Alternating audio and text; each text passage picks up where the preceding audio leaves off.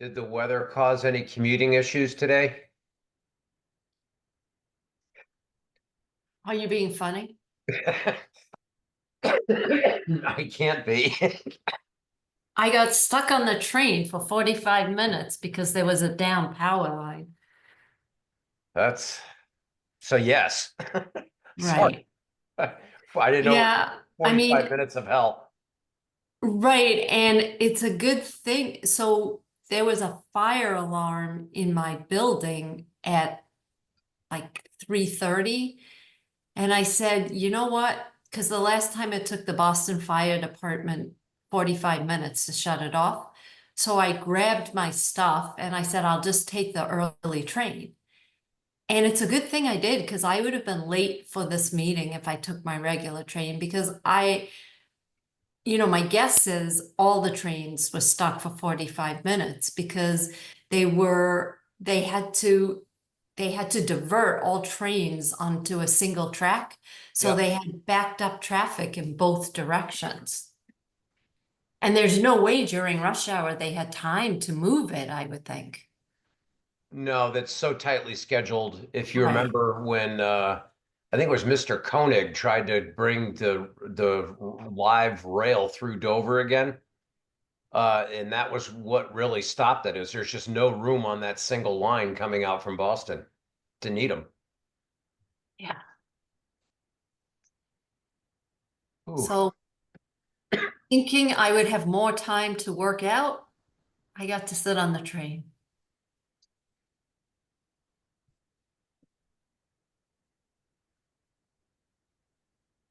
Well, if I just may warn you that if I just disappear for a second and I will try to put myself on mute, I'm just having a coughing fit. So I've got a bad sinus infection, and when it goes, it goes. I just cough but I'll be back, I promise.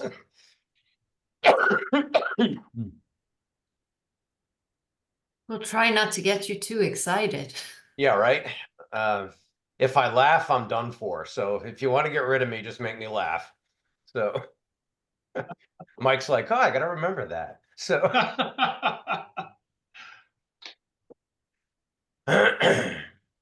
Well, this is nice rain, although I've forgotten what a mess rain makes. So umbrellas in downtown Boston are absolutely useless. Yeah. Absolutely useless. with a wind, yeah. Yeah. So yeah. So I had rain pants and a jacket, but I did not have the proper footwear. So my feet were wet when I got home. Oh boy. And the last time we got, I mean, we've had all of maybe a half an inch. That's the unofficial rain gauge I have outside. Um, and we haven't had like an inch of rain since before we went on vacation. So it was like August. I wonder when we last had a really good rain in Dover. So Mike, I must have missed the motion Or what? Sorry. because it said Attorney Bill Solomon will provide a motion which will Yeah, be. so Mona, we just received it last minute, so Oh, it should be in your email okay. now, just a little while Okay. ago. All right. Just All give right. me, I'll be right back. I just gotta make sure we're live streaming okay. Um, Mike, do you see the option on the bottom of the screen for you? Yep, yeah, I just logged in. I think I'm gonna hit go live. Yeah, just make sure it's custom live streaming service as the option, not Facebook. Okay, hold Yeah. on, oops. Chris is pulling double duty today. He's also assisting the ZBA in their webinar, so. Okay. You're cloning yourself, Chris? I'm trying. Okay, I'm gonna hit go live at 6:30 now, so let me just see if that works.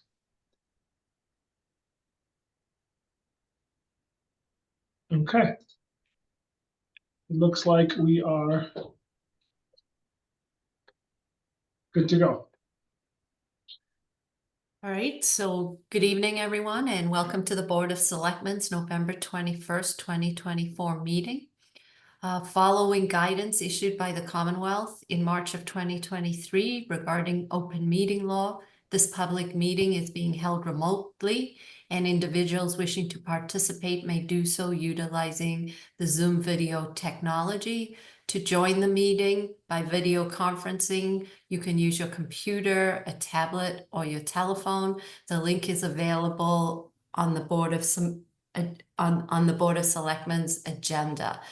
Prior to beginning this meeting, I am going to take a roll call vote of the selectmen in attendance. I am Robin Hunter, present. I'm Dave Haviland, present. Okay, the first item on the agenda is citizens' comments. So if there's anyone in the attendee list as a comment, you can use the raise hand feature at the bottom of Zoom.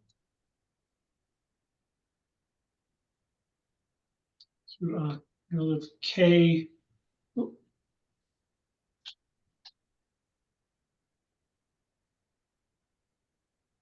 Hi, Kay should be able to talk now. can you hear me?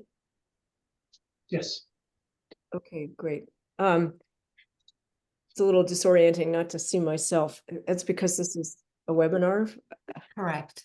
Right.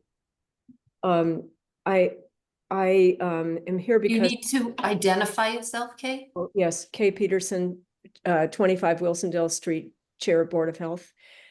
I'm here because I just have a couple of things that I want to be available to say about wells. When you're talking about drought, I could say it what I want to say now, or I could wait until that point in the discussion, whatever you prefer.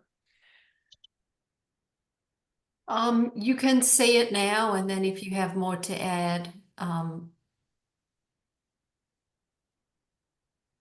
later we can allow you to speak as well.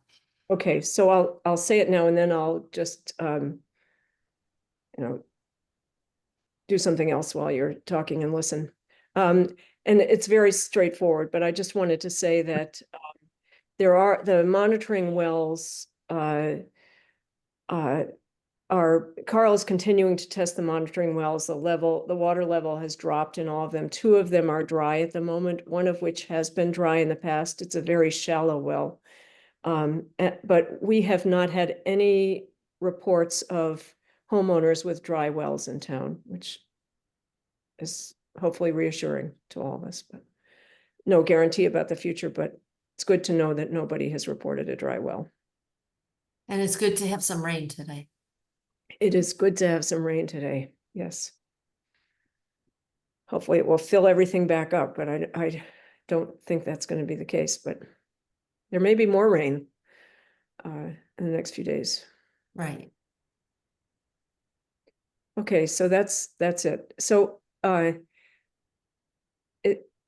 I can't tell, my camera's not on, is that correct? Correct.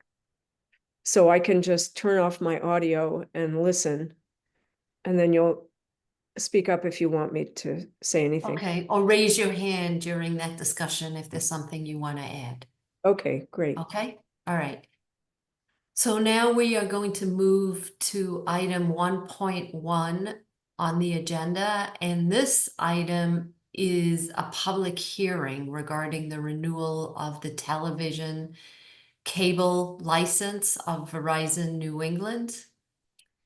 And I'm going to turn this over to William Solomon, our attorney. Is he present? Yep. I just moving him over now. Okay, there we go. Hello. Hi, Bill. Nice to see you. You too, Sorry thanks. for being so formal. Oh, calling you no Bill. problem. Thank you. Good to be here. I know I'm sure you have a busy agenda, so I'll be quick. Okay, And it's good to see Mr. Blanchard, Michael again, who I worked with in Easton on cable television license together with the town administrator and the cable committee chair. So he may be doing more Verizon licensing than any town administrator in the state in the last year, which is what is it? I'm just trying to remember. It's Dickens. Oh yeah, Dickens. Yeah, it's a blessing and a curse and a curse.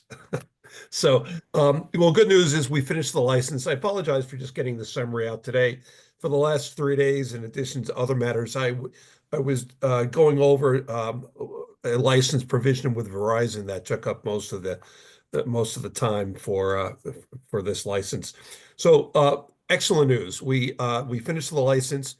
More importantly, we have very strong funding for PEG access, public educational community television, which is important, as you know, run by Dover, Sherburne TV. Um, the license, just to briefly, I know you've looked at it, but it's a 5-year license. Again, a second 5-year license with a 3-year unilateral out. Every license since January 2020 from Verizon gives them the right to get out after 3 years. In other parts of the country, they've had for many years like a 30-day unilateral out. Here, they have the right to get out in 3 years. We signed licenses in other communities, 5 year over 5 year, almost 5 years ago now, where they had a 3-year out and they did not exercise that out, but they had told Wall Street a while back that they were looking to uh, do other forms of video, but there are reasons why that has not occurred, and we hope they're here for the next 5 years. The good news is, in exchange for that 3-year unilateral out, Verizon is providing 5 years of PEG capital, and they're providing that all within 2 years. And my thanks to Attorney John Harrington, outside counsel for Verizon, who was kind enough to work together to get Verizon to agree that the last payment would be made on the second anniversary of the license and not the third. So the payments are 45 days after the license signed, the first anniversary and the second anniversary, and that's the PEG capital dollars. The operating, as you know, comes in each quarter, 5% of gross revenues of the licensee or its affiliate. That's the most allowed under the Cable Act, and that continues from the past, and that's the same as Comcast provides. And the total, just for those people listening, the total PEG access channel capital funding is 65,000. That's right. And I was going to get the 60, thank you, 65,000. And I can say that that's the highest in the Commonwealth per subscriber. Dover, Sherburne, no one's higher than that. And that was one of the challenges here is that oftentimes the Verizon corporate folks have turnover. They saw the number we were proposing, and they said, "Well, that's higher than anywhere else in the Commonwealth." So, to their credit, they worked together with us to get to a number that reflected what was in the Comcast license and reflected well on the past Verizon license. And 65,000, there's none higher in the Commonwealth than that. And it's important because there is some uncertainty in the future with respect to how this business will be going in terms of providing video services, and they understand the importance not only to the town of community television, but to their business, their cable business, and even their internet business. So that said, I can say that the rest of the license is very protective of the town. Broad definition of gross revenue protects the town legally and financially. And so I'm very pleased, together with the assistance of the town administrator, Michael, I'm working on this, that we have an excellent license legally, of policy perspective, and financially. And I certainly recommend the board vote in favor of the license. And I'd be happy to answer any questions, and we'll see if there's any public questions or comment. So, from my perspective, this is very similar to what we've been presented with in the past. I greatly appreciate your efforts on behalf of the town. You have always gotten the best possible deal for us, so I do appreciate that. I am thankful that we have an expert on our team now, Mike. I did not know this about him, so I'm very confident now that I'm not allowed to make Mr. Havlin laugh. So I really You have are. no further questions, and I Thank you. just thank you, Dave. Too late, you made me laugh. I echo the thanks that you just mentioned, Robin. I do have a question on the unilateral termination. Is there ever a reason that we might want to terminate early? No, only because it's it's excellent funding for bank access, and so there would be no reason we would and frankly nor unless they breach the license, which in Verizon stays an excellent cable company. Right. I've never seen them breach a license, but if they breach the license, even then we would get them to conform and not terminate it because we think it's a good license for all parties, including the town residents. So, but good question. Thank you. Yep, I did that. That was my only question that I had, Great. Robin. It's just why Okay. was it unilateral and not bilateral? But if there's no need, then doesn't matter. Okay. All right. Right. And then, Mike, do we just ask if there are any? So then I ask Yeah. if there's any public questions or comment, and if so, could you raise your hand and we will let you into the webinar and allow you to ask your question.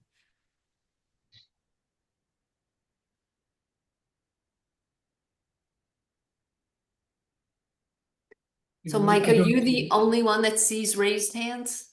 No, you can as well. If you did you see the right hand side? You've panelists and then attendees. I see participants. To click on participants, then when the window opens, Okay. go all the way to the Yeah. top. Oh, okay. All right. you- Great. All right. So I don't see any raised hands.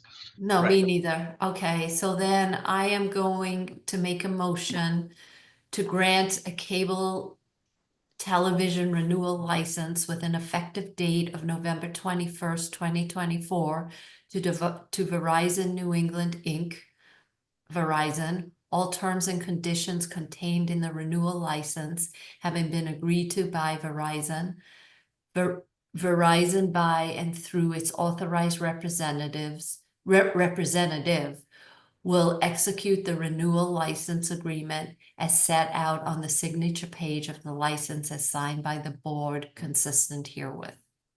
Second, All in favor? Aye, Robin Hunter. I, Dave Haviland. Okay, so Th- thank you very much. Thank you, John. Just 10 more seconds. Again, thank you Okay. to Attorney John Harrington of Verizon, who was tremendously important on this and to Verizon.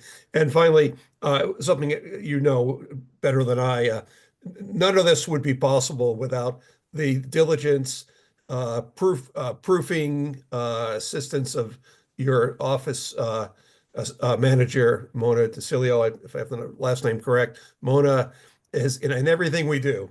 I do at least, invaluable, a second pair of eyes. And I really want to thank her for everything she's worked on in this license and also everything I've ever done since she's been in Dover. So thank you to her. Yes, and she's very pleasant to work with. She's Yes. extremely personable. She makes things fun. You come into the office all aggravated and you leave with a Yes. smile on your face. That's right. That's right. And even when she demands that Dave and I go over there to sign things, she's even pleasant about that. Well, Bill, we thank her every day, so Yeah. we agree with you.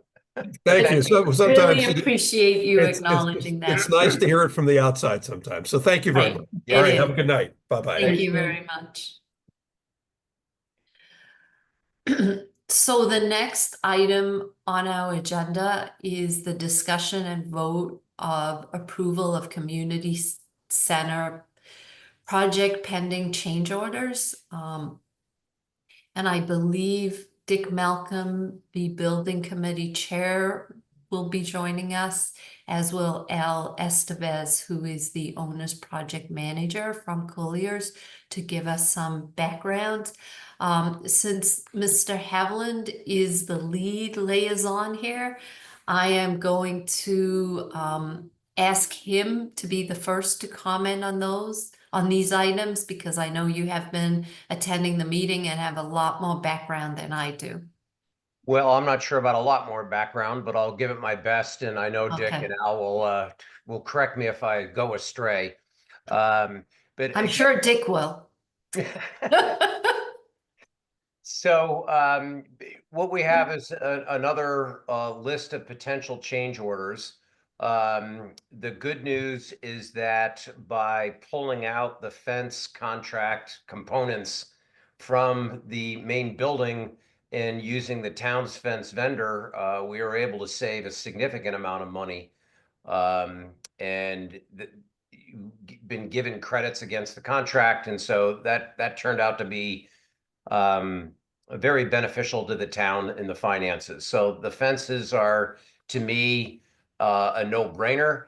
It is worth noting that the fences may be delayed in their installation as the contract, as the project dictates. The 4-foot fence will probably wait till next spring when everything's done. And then the wooden fence along the Whiting roadside will wait until one contractor finishes, and then the contractor putting in the fence can continue on. Did I get that right there, Al? Yes, you did, Dave. So far, so good. Okay, I'm doing this off of memory. So the next two big ones in here are to add services for the architect and for Al's firm, Colliers.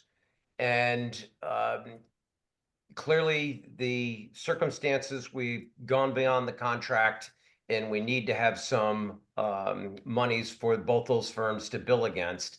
And that's what is being provided here.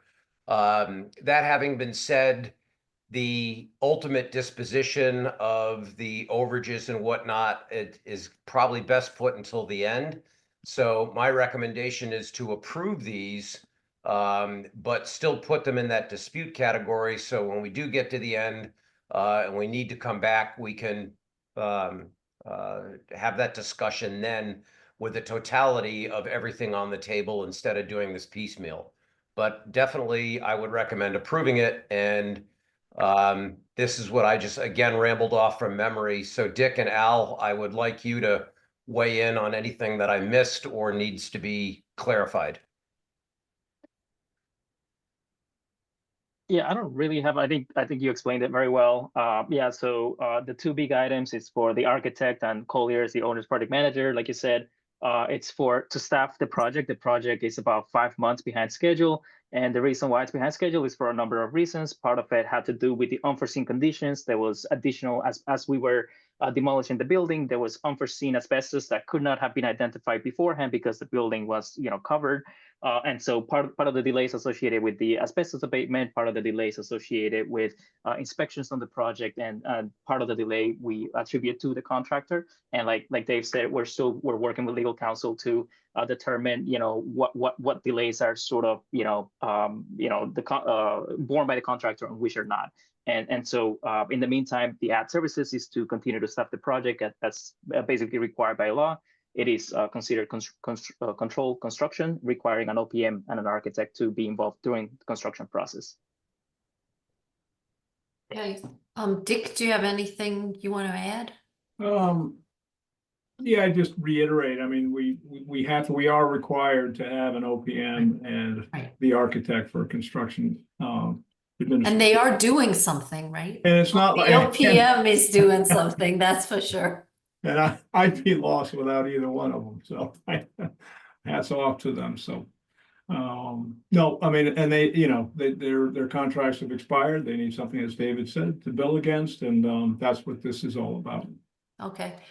So I am very much in favor of this approach. And I would vote to approve these and put them in the dispute bucket if that's the right terminology. But I agree. I think we all want to see this building done.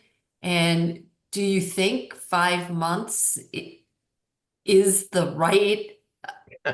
Do you think it will be delivered in 5 months? Or, when I drive by there, it looks, I can see progress.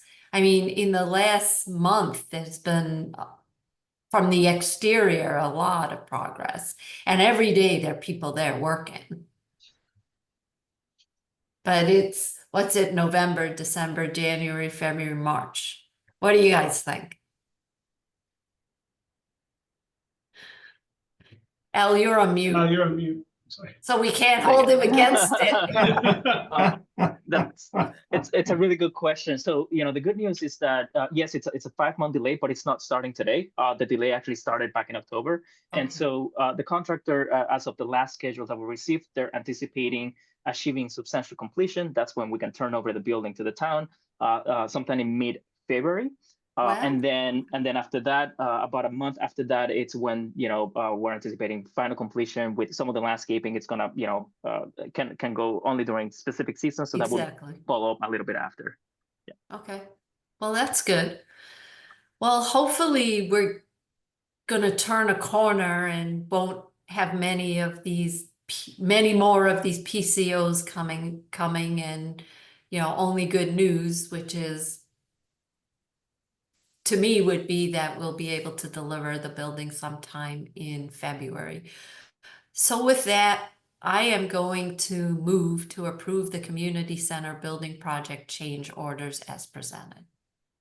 I would second that. Would you like to read them because they haven't been presented yet? Oh, I certainly can.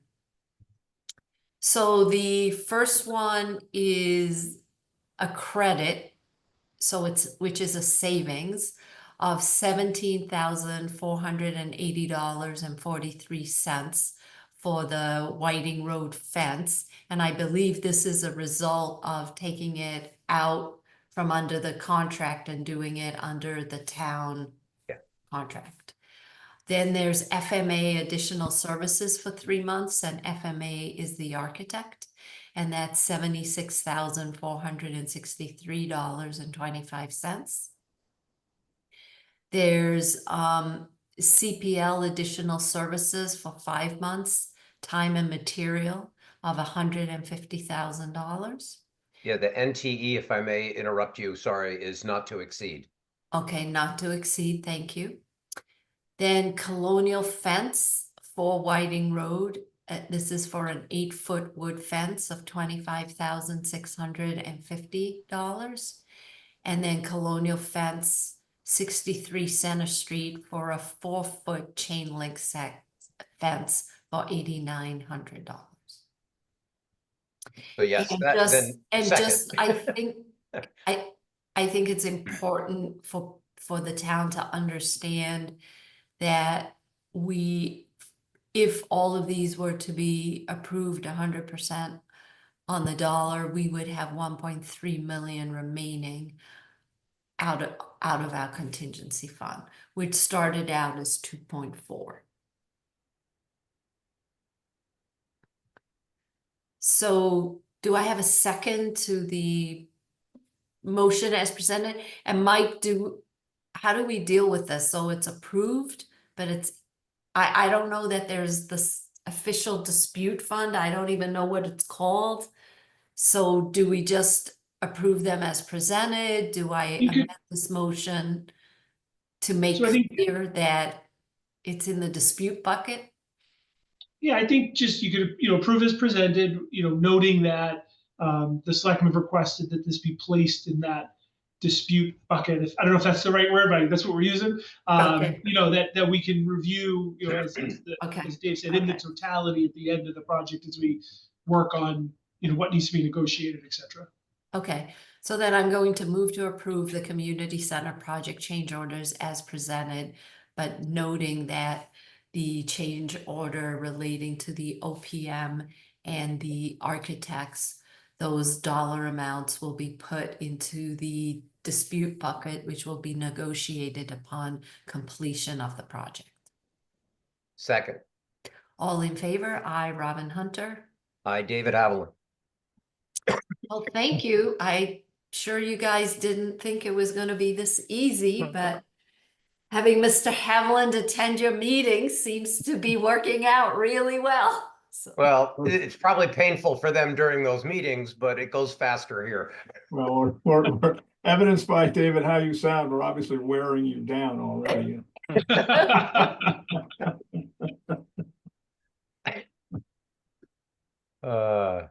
Take Well, it thank you easy both on as him. always. We very much appreciate your efforts, and while it may seem never ending, it looks like there's ending in sight. So, Right. um, So I was thinking maybe we'll get the building on a repeat blizzard, like the blizzard of 78. Wasn't that somewhere around the 15th of February? oof.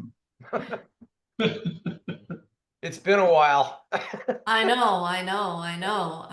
I'm ready for some snow. We'll see. Well, thank you. Thank you, everyone. Yeah. And Thank you. have a happy Thanksgiving. Yes. You too. Thank you.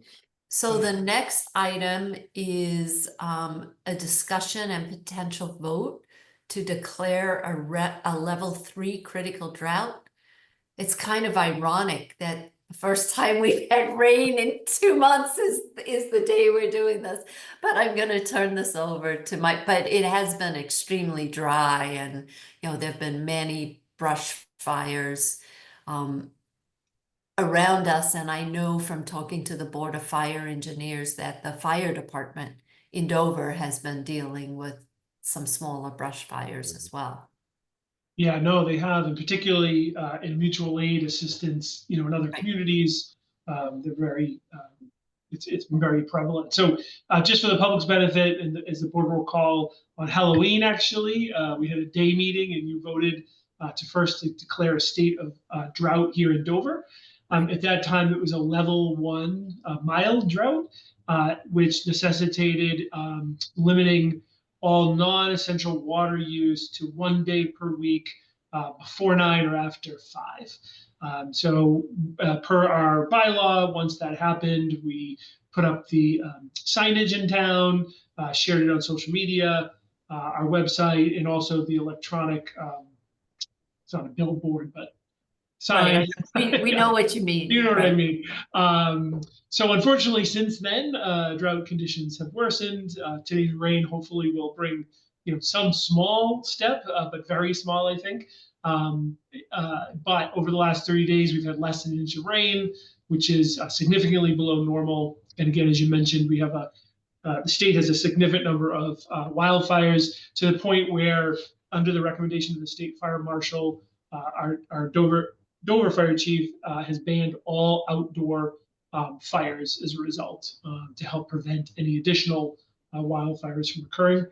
So based on all this, the state has elevated the risk to a level 3 critical drought, which the recommendation is prohibiting all non-essential outdoor water use. And so my recommendation to the board under our bylaw would be to recommend that you declare here in Dover a level 3 critical drought and ban all non-essential outdoor water use. And Mike, if it's not uncommon for people to burn leaves, especially this time of year.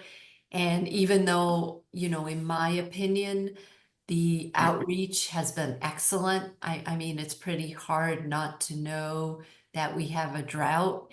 If citizens do have a neighbor that's burning their leaves, or who should they contact?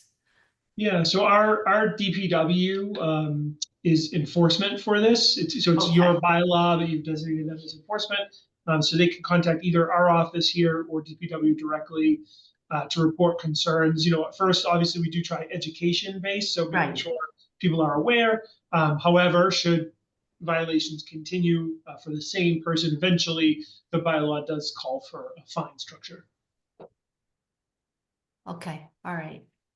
So, I think it's pretty hard to ignore the fact that it has been really dry. We have a pond in front of our house, which is almost completely dry. And we haven't seen that happen in about 4 or 5 years.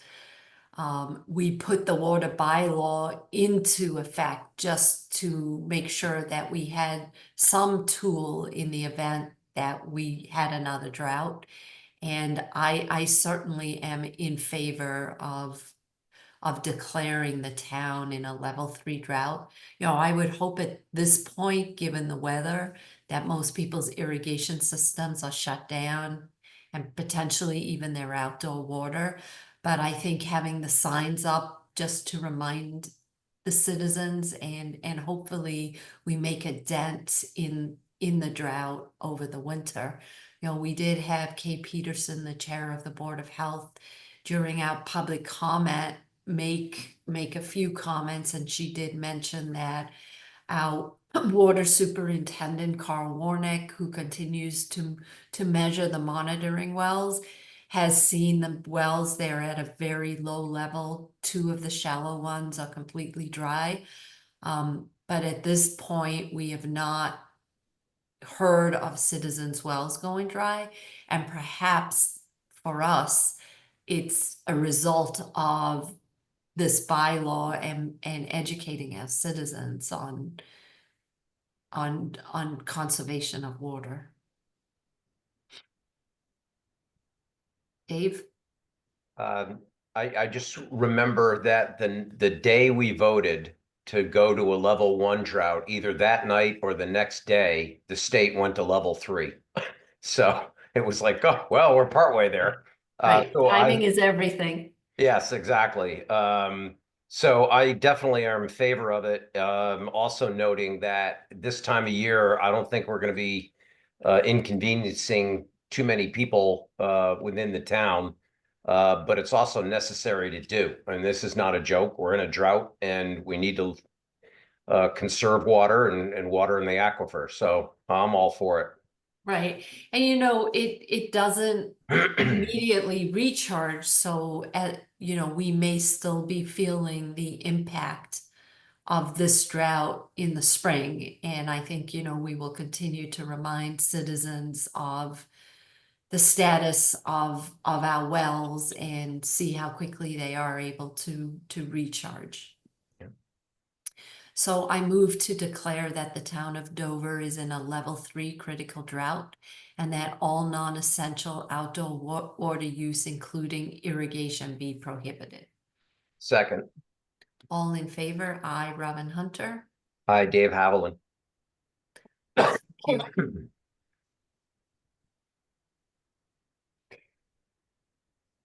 And again, Mike, I really want to make sure that you know, I would like to say thank you to the townhouse support staff for getting the word out. You know, I think the outreach was excellent. It was everywhere. And to the DPW for getting those signs up. The very next day, the signs were up. And Yeah, it might have even been late that same day, actually. Yeah, no, they responded Right. very quickly. Right, but they were immediately, you know, I noticed them immediately. And I just think when you notice them, you think twice before you turn your irrigation system on. And that's what we were trying to achieve. So I would Yep. like to thank everybody. The next item is, oops, my bookmark isn't moving. Mona. Oh, mine's working. Mine isn't. It's fine. I can manually do it. So the next item of business is to approve the agreement between the Commonwealth of Massachusetts and Dover for weights and measures services. This cracks me up. So, because we've done it before. So annually, the Commonwealth's Division of Standards conducts testings and inspections of commercial weighing and measuring devices used at the town's business/farm establishments. The division is updating its contract, which they do annually with us, and contract price for these services, a process that the division undertakes every other year. So this is standard. It is we are required to be compliant with it under Mass General Law. So I don't really have any additional questions or comments. Do you, I'll Dave? just add, just for background, so larger communities have to have their own staff to do this. Right, But thanks. smaller communities, the state provides this service. And specifically for Dover, and Mona can correct me, but we have Powasset Farm that does, again, this is when you think of when they do vegetables and fruit by weight. The market, and then also the gas station to ensure when you're getting a gallon of gas, you're paying for a gallon of gas, you're actually getting a gallon. So they also respond to complaints. So if people are concerned that something isn't working right, or you think like at a store when they scan things, if the prices aren't scanning correctly, they respond to complaints like that as well. I'm trying to think how you would know if you weren't getting a gallon of gas. Yeah, the only way I usually can tell is if you ever fill up a portable container for like your lawnmower or something. Exactly. Then you can Right. tell, okay, I'm Right. getting it. But Right. in the car, yeah, I don't know. Right. And since I never fill up those portable containers, I would never know. There you go. Mike, the only question that I have is the cost similar or the same as the last contract? That I don't have the last one, so I don't. Yeah, no, that's a great question. So Mona actually pointed this out to me. The cost is actually going down. And we believe the reason for that is related to the fact that the market had been closed. It is now reopened. The state has been informed of that. Mona did double check with them to say, hey, we told you this was open. Is this still the appropriate price? And they said yes. If something needs to be changed, they may come back with an amendment. But at this time, they verified this is the 654 is the correct amount. I believe the last time we did this was just north of $1,000. Right. So we have to give Mona full credit for the price decrease. Yes. Okay. So with that, I'm going to move to approve the agreement for weights and measure services between Dover and the Commonwealth of Massachusetts Division of Standards dating November 21st, 2024. Second. All in favor? Aye, Robin Hunter. Hi, Dave Havelman.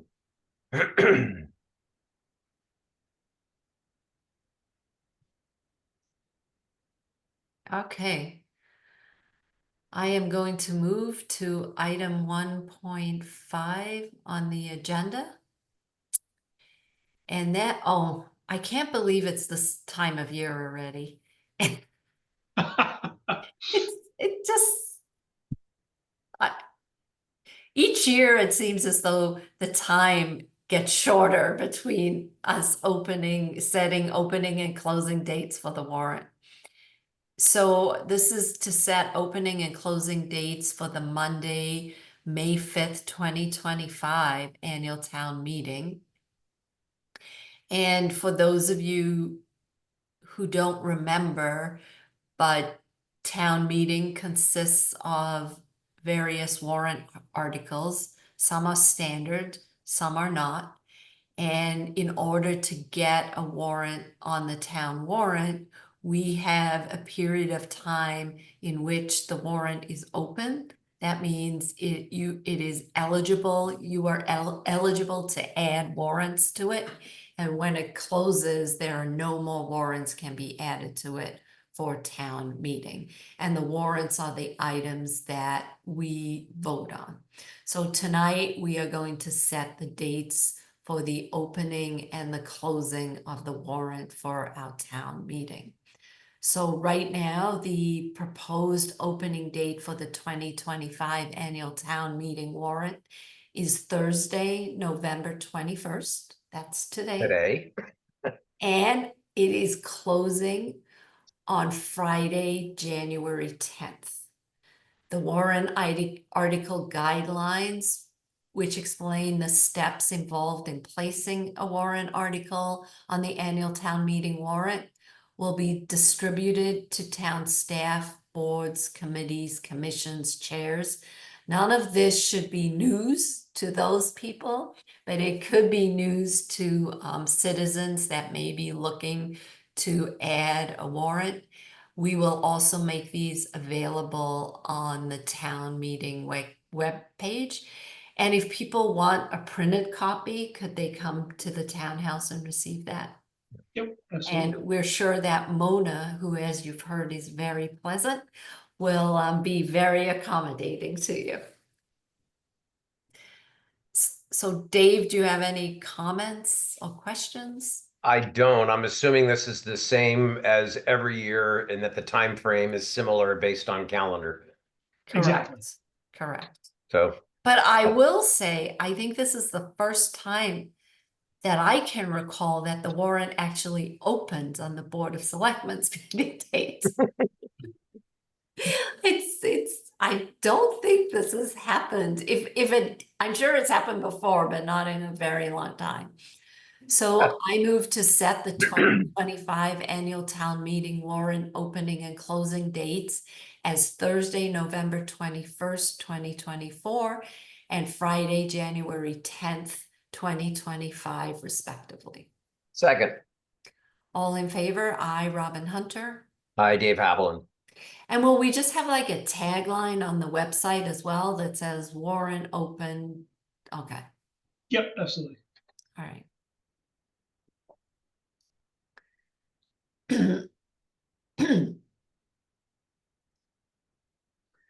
So the next item on our agenda is appointments. And just as a reminder, many of you know the town really relies on volunteers who work on various committees and boards to help run the town. Volunteers are very important to us as a community. If you find that you are interested in volunteering for a board or a committee, we do have a list of openings on the website. Also, feel free to reach out to myself or Dave Haviland or Mike Blanchard, and we would be happy to talk to you about the various positions that may be available and ways for you to get involved in the town.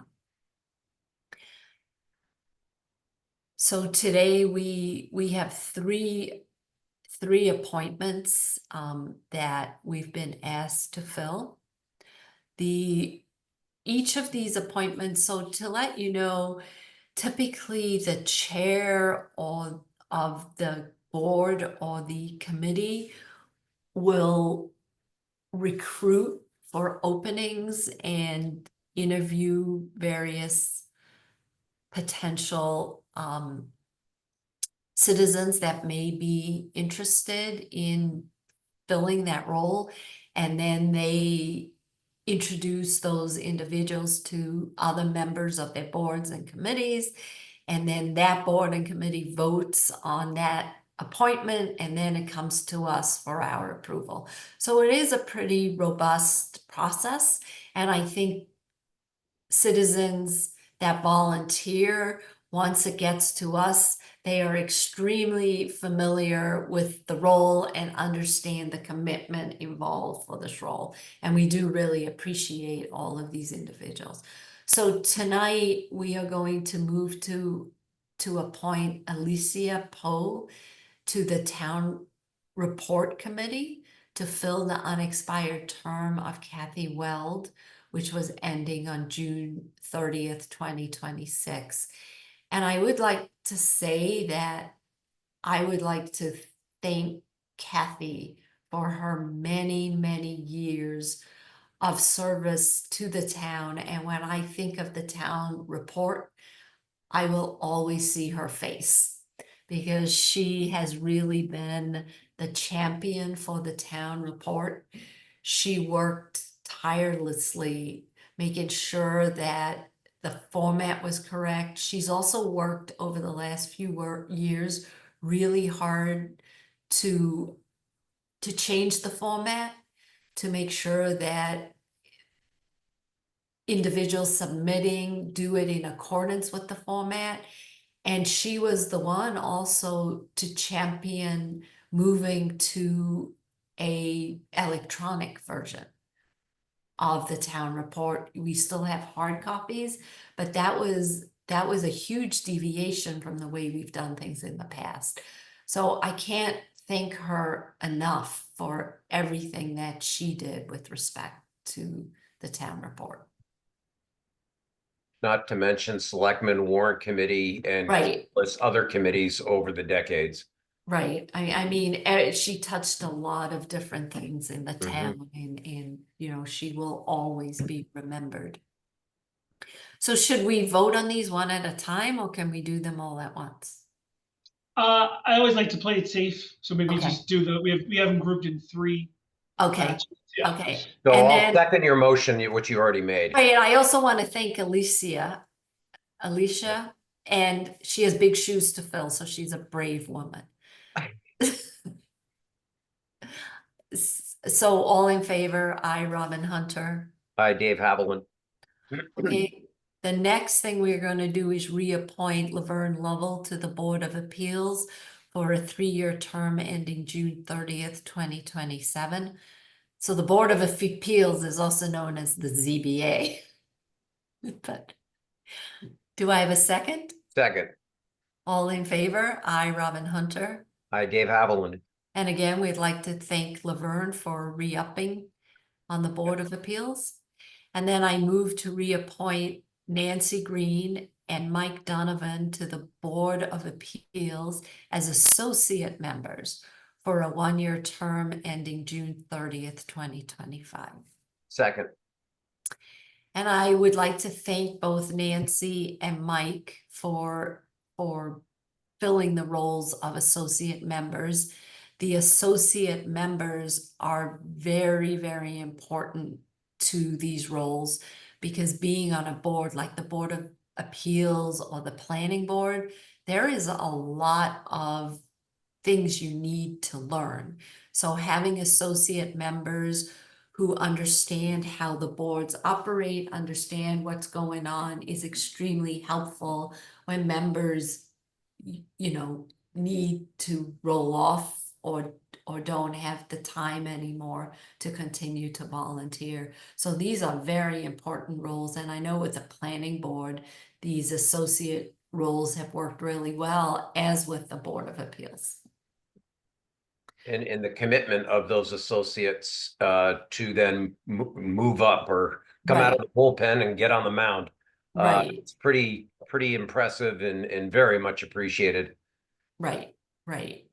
And, you know, again, as I said earlier, this town really relies on volunteers. So thank you to everybody for volunteering for these really important positions in the town. All right, now I think we need to vote on the last 2 for Nancy and Mike. Okay. So do you want to second it? So I did second it. I don't think you can't hear me when I croak. So okay. So all in favor, I, Robin Hunter. hi, Dave Haviland. Thank you for keeping me. You can't take the moderator out of me. No, well, that's good, because I completely forgot. So our next item is just a update on goals and priorities. I can just give a highlight. So as a board will recall, we're going to keep this as a standing agenda item each meeting, just to keep it fresh and on target. I was just going to run through a few of the things that are currently ongoing, and then obviously the board feel free to jump in. But you know, for number 1, community engagement communication, as we talked at the last meeting, Dave stepped up to do the first Board of Selectmen office hours. How did it go? Dates. Oh no, no. So not yet. We're gonna do it in December. It went great. Yeah. I was like, you're holding out on me. You didn't tell me. No. So we're doing the first one in December. Okay. So we have a couple dates. We're going to narrow it down to 1, and then we'll make sure it's included in the December newsletter. And again, we'll share it all our normal places so that people have the opportunity to sign up for an appointment, or Dave and I will talk a little more, maybe have some ability for people just to walk in or something like that if they don't have a chance to make an appointment. We are also working with town council to hold a board and committee probably chair, but we'd probably like to open it to more than that, to do some open meeting law refresher training, everything from conducting a meeting, public participation, meeting minutes, how agendas should look, how specific you need to be, things like that. So I think that would be a good opportunity for everyone to refresh that, talk a little bit about what we're doing here on Zoom and webinar, how that differs from in-person meetings. So we'll look to schedule that early in 2025. And so that was great when we did it. I don't know when we did it, if we did it last year or the year before, but it's really helpful. And I'd encourage even long-standing chairs, you can always learn something new.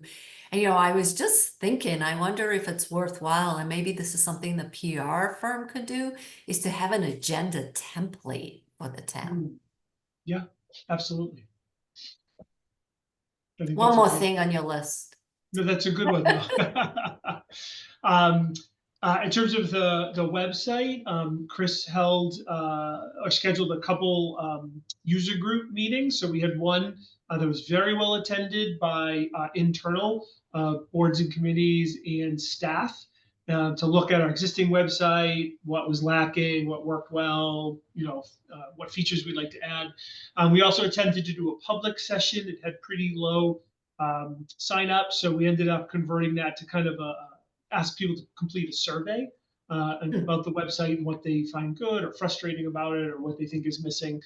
So that redesign process continues to move along. As we talked before, online permitting, a couple of things we're doing. So one is we're looking to secure grant funds at the beginning of 2025 from the state. We feel very confident about that. As a backup plan, we do intend to look to at least initially include that in our budget proposal, because if for some reason that grant doesn't come through, we've heard the overwhelming need to not hold off any longer on online permitting. But again, we do feel we'll be successful in that. And we put together an internal working group that Chris has been working with to kind of map out how our processes work now, and to look at what solutions are out there, what vendors are out there, make some field trips to other communities so we get ahead of the game, so that we're ready to go as soon as that funding is available. We continue to move forward with the treasurer collector finance director interviews. We have another interview scheduled next week. So we're hopeful that position will be filled soon. As you know, your last meeting, you also promoted a couple employees, so we're getting closer to being fully staffed and down that wing. And then the last two things. One, we've just sent off a RFP for the municipal aggregation program to town council to give one final look and blessing. So we hope to have that to you to look at and just to kind of preview at your December meeting, and then that will go live. And then that process will kick off, which is really exciting.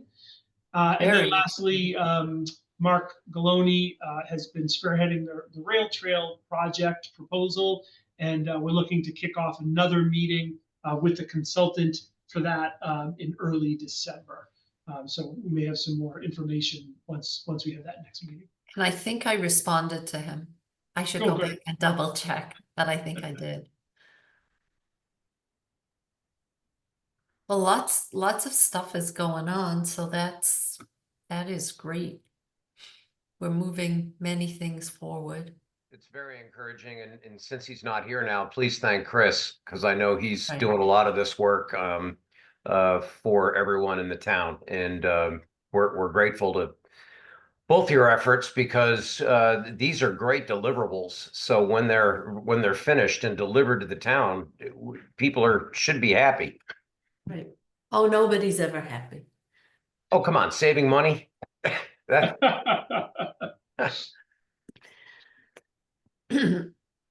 So our next item of business is us, Dave. Now we have to try and top everything the team has done in the townhouse. So I'm not sure that's possible, given that. No, it isn't. review. It isn't. It isn't. It's the Board of Selectmen update. So, a couple of things. Since our last meeting, I have attended 3 meetings. I attended the open space meeting. I attended the warrant committee meeting, and I attended capital budgets meeting.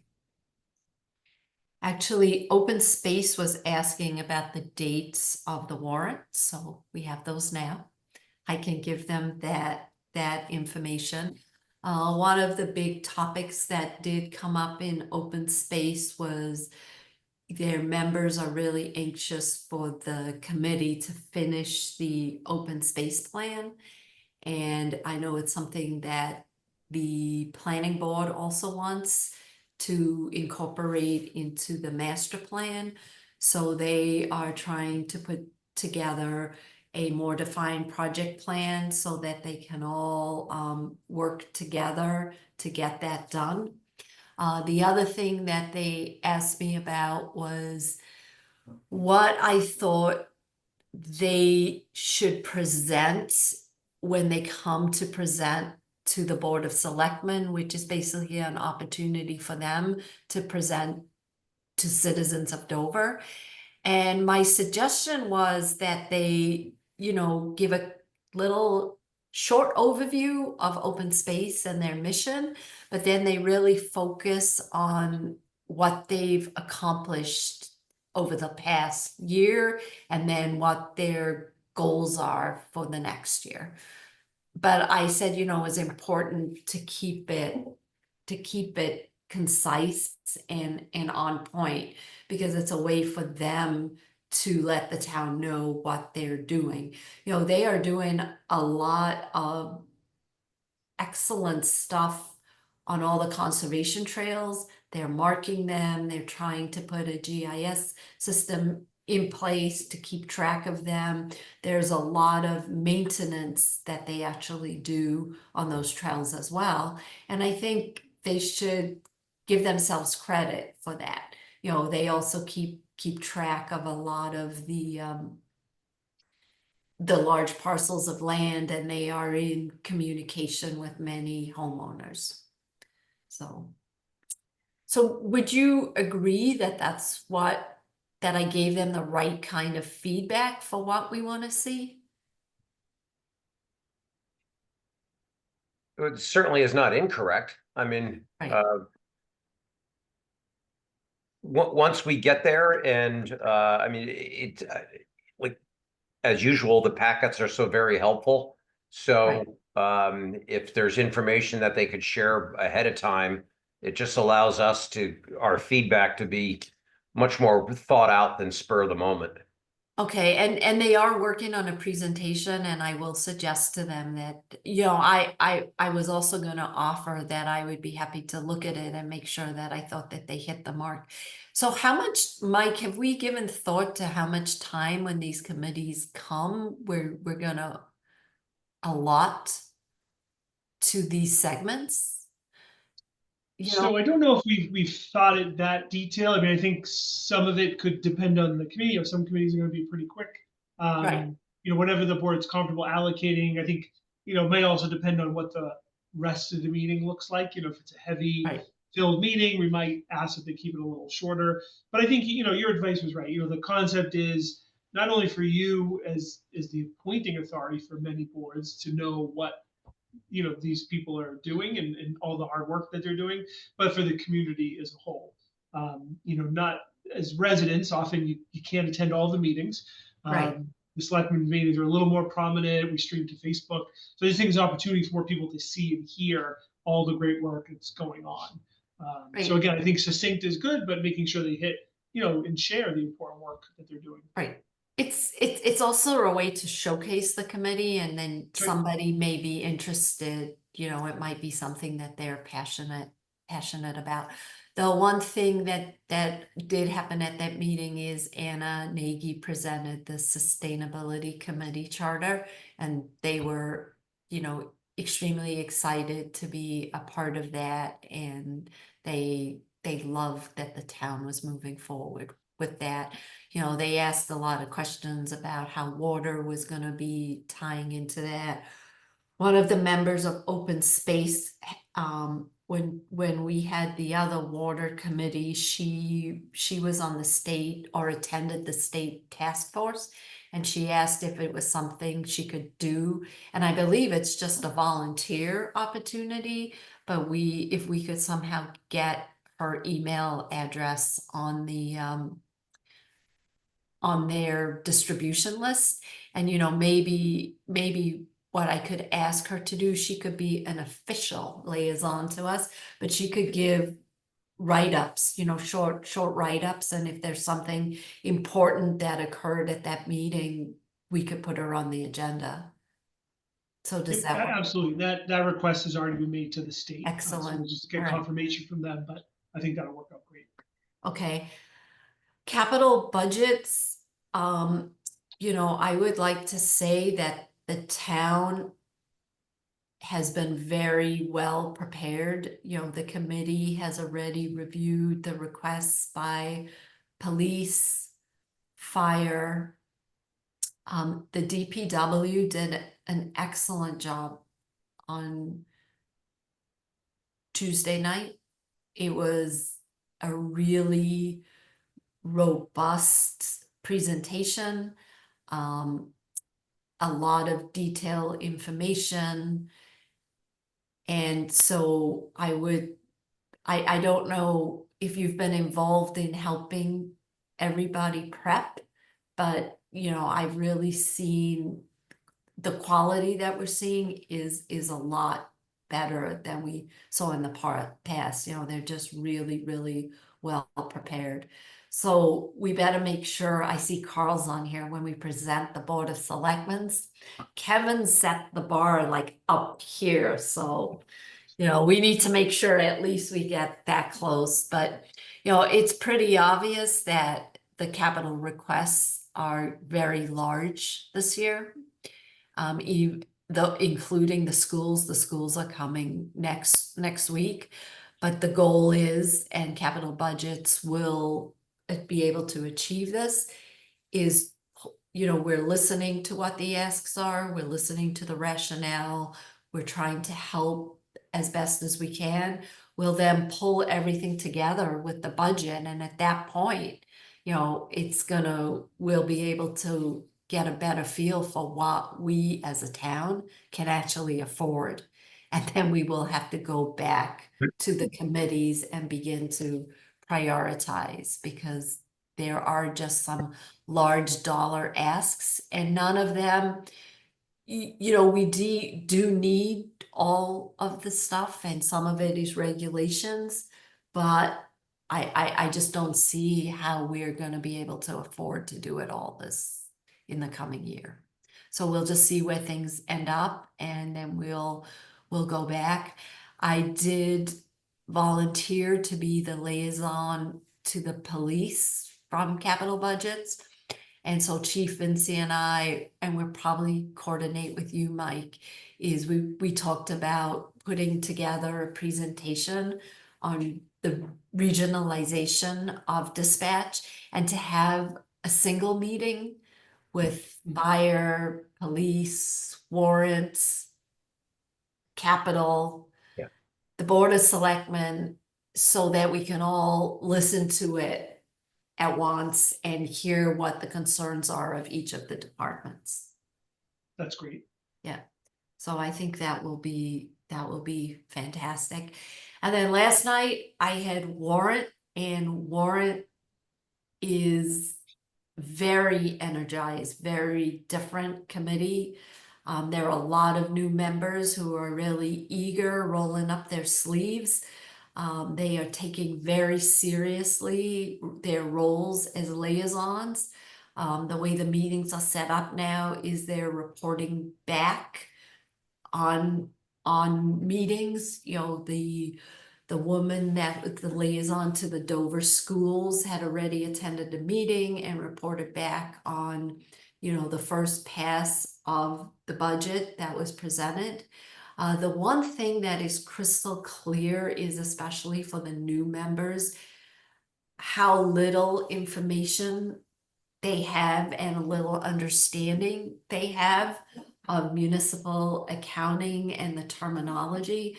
So I think, you know, Mike, we had talked about putting together a presentation, a learning tool for them on the overall budget, but I am also going to connect with the business manager from the schools. And I think before she presents her budget, it would kind of be really helpful to many of the new members to understand how the budget is formulated, you know, what circuit breaker pays for, what the foundation budget is. One of the members asked a question I couldn't answer myself. He asked, what percentage of the budget is federally funded, the school budget? And I don't know the answer. I assumed it was all funded by the state, but maybe not. So, you know, I just think it's really great to see the way they are really making sure that they understand the asks and why. And Dave, you listen, Dave and I are tag teaming on Warrant. But didn't you feel like it's just a whole new energized group? It's the first time I've been attending the meetings, but I agree with you that it's a very energized group and everyone just wants to learn and advance so they can do their jobs to the best of their ability. Right. So, and I too have asked to be included in all that training, which is why I'm shadowing you. It's very helpful. You want me to go through mine now? Are you Yep. set? I was probably too long, but Well, my voice won't allow me to echo length. So we've already been through the building committee and Mike touched on the finance director. So hopefully next week we'll be able to move it to the next step. wow, that is exciting. It, you know, knock wood. Shouldn't have laughed. Sorry. So the one that's new is the planning board. They're very hard at work on many projects, the MBTA Communities Act notwithstanding. They've got some bylaws that we've passed and then the state has tweaked, so we need to bring them back to town meeting. They will have 5 warrant articles to bring forth at this time, but most of them are going to be short and perfunctory. State said it's X is now X and a half. All those in favor say aye. I mean, they're perfunctory, but they've got to get voted on. And the town needs to get educated on because we just have a habit of not passing some of these things that we really need to pass. Exactly. You know, we just don't like change. They don't like change, and sometimes there's a perception of they're taking something away from citizens or landowners or what have you. And in these cases, that's couldn't be further from the truth.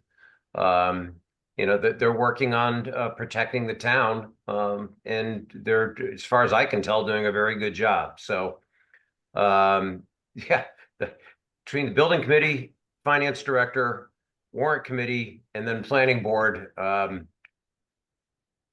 it's been a busy week or two. Bless you, Michael. Thank you. And yes, I apologize for coughing as well. So that pretty much wraps it up. And unless you have any questions. No, that it's really great to get these updates. And you know, we got the building committee update earlier on tonight. Right. So So that helped. Mike, the next item is your updates, and I don't know if you did that already as part of agenda item 1.7.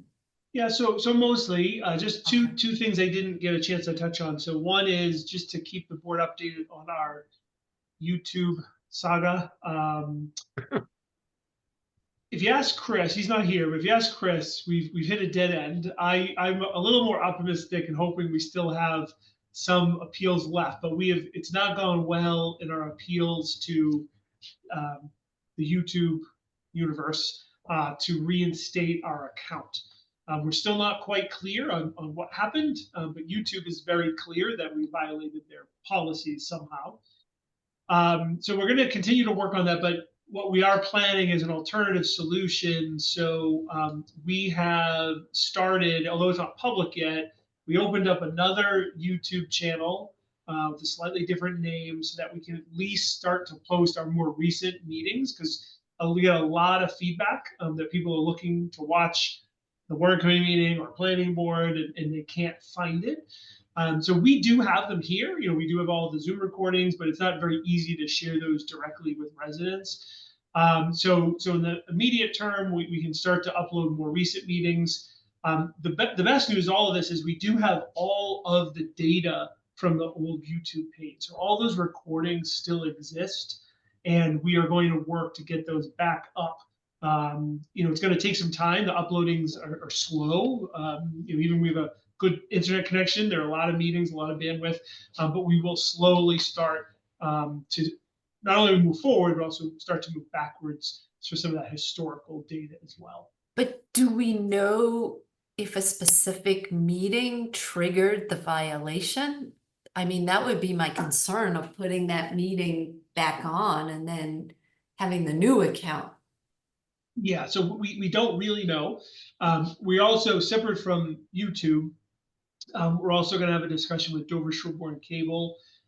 They host a YouTube page, but they also have their own website postings of videos. So that, it's obviously more locally controlled.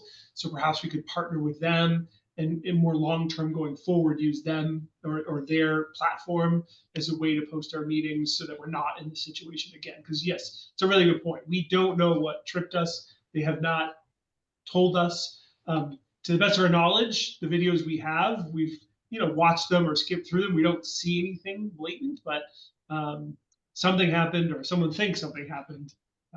So the Zoom bombings did not leak through, Mike, and anything that got posted? So that's we're not able to verify if something got uploaded that shouldn't have been or not. Inadvertently, like Inadvertently, just by yeah. mistake. We just right. YouTube won't give us the specifics of. They give us kind of broadly, you violated these policies, but we don't know specifically what the issue was. So it's frustrating. Unfortunately, when you deal with these large, corporations, it's not quite the customer service. If it was a local group, you can't just talk to someone and they're not extremely understanding. As we try to plead our case with them. So, we'll continue to work through it. Are we pleading our case in writing? Do you get to talk to somebody? So far it's just been in writing. There's kind of appeals process that you just put in writing, but we're hoping that's the next step. If there's actually an opportunity to talk to an actual human being live, and if that might be helpful. Do they understand that this is a municipality and not an individual? Yep. So we've shared that. We've talked about open meeting law and the need to have these recordings and share them with the public. That we are a municipality. To date that hasn't been successful, but we'll keep working at it. But in the meantime, we're pursuing several other avenues to make sure that we can get things up and running. At least current things up and running. Well, thank you for doing that. Talk about a colossal waste of time. Yeah, it is very frustrating because we had four years of videos on there, which a lot of people use, and you can go in and see view counts, but you don't realize how many people use it until it's not there and they all call. Then you're like, okay, people actually like this and use this resource. Well, it's great. I mean, because you can go back and just jog your memory about something if you don't have. I know many people, if they don't have time to attend the meeting, will actually listen to the meeting. Right. I give them credit for doing that. Yeah. And then lastly, I just want to thank the Council on Aging. They had their annual Thanksgiving lunch. Myself, Chief Vinci, Chief Wright, Joe Doyle, our building inspector, and the Reverend Sean Leonard from St. Dunstan's Church all went to carve a turkey. I So saw that was pictures. a lot of fun. Yep. So just that was my second time doing it, and it was just a lot of fun. So it was a great event. People seemed really happy. So just want to publicly thank them for putting that awesome event on. And that's all I had. Super. And the final item of business is the consent agenda. And the consent agenda consists of the following. Approve and accept an expenditure of $1,000 gift donation to the Dover Fire Department.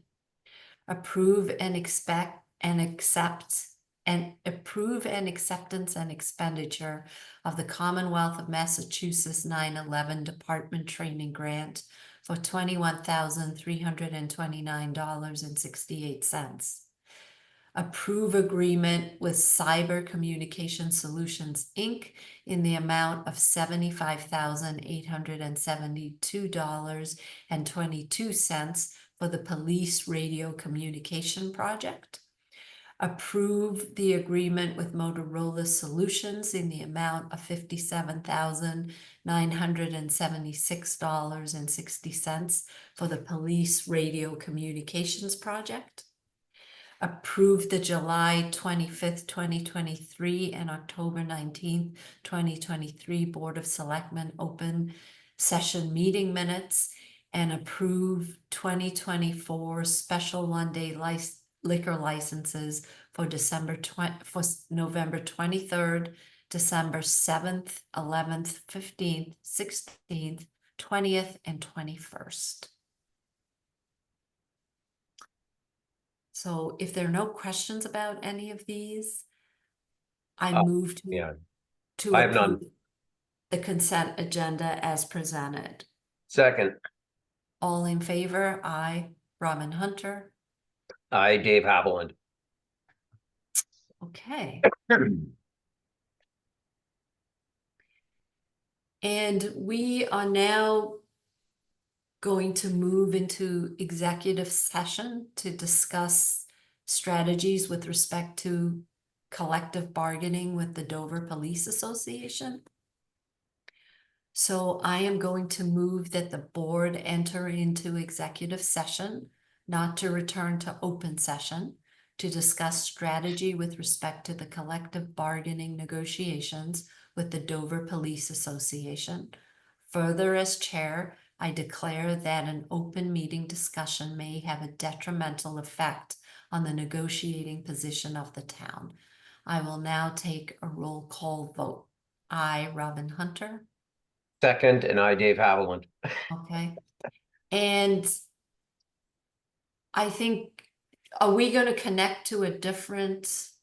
Yep. So because we're using a webinar now, we're going to end the public meeting now. So we're going to end this actual webinar, and then you have a separate link in an email and a calendar invite for a private executive session Zoom meeting.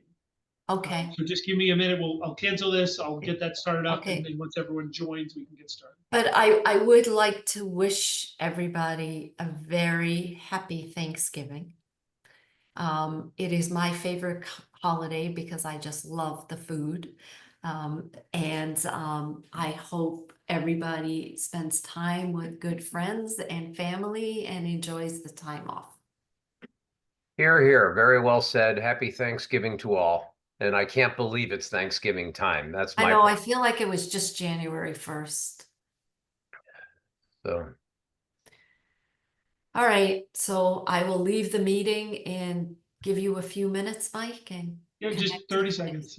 Okay. All right. Connection. All See you right. on the other Thanks, side. everybody. All right, thanks. Bye. Goodbye. Good night.